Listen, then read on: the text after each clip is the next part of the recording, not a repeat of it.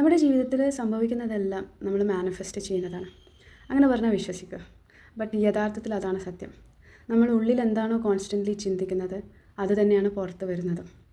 അതായത് മാനിഫെസ്റ്റേഷൻ എന്ന് പറയുന്നത് നമ്മുടെ തോട്ട്സും ഇമോഷൻസും ബിലീഫ്സും അതൊക്കെ ഉപയോഗിച്ചിട്ട് നമ്മൾ ഉള്ളിൽ എന്താണോ ആഗ്രഹിക്കുന്നത് അത് യാഥാർത്ഥ്യമാക്കുന്ന ഒരു പ്രക്രിയയാണ് മാനിഫെസ്റ്റേഷൻ. ഇനി ഇത് വെറും പോസിറ്റീവ് തിങ്കിങ് അല്ലാതെ ചുമ്മാ ഓരോ സാധനങ്ങൾ അക്യുമുലേറ്റ് ചെയ്യുന്ന ഒരു പ്രോസസ്സ് അല്ല.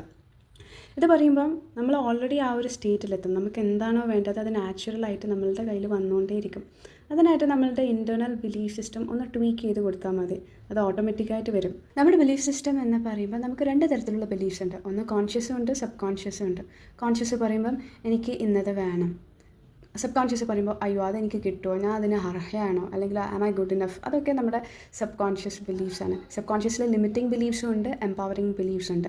ഇതിനെക്കുറിച്ച് ഞാൻ ഡീറ്റെയിൽഡായിട്ട് നെക്സ്റ്റ് വീഡിയോയിൽ പറഞ്ഞു തരാം.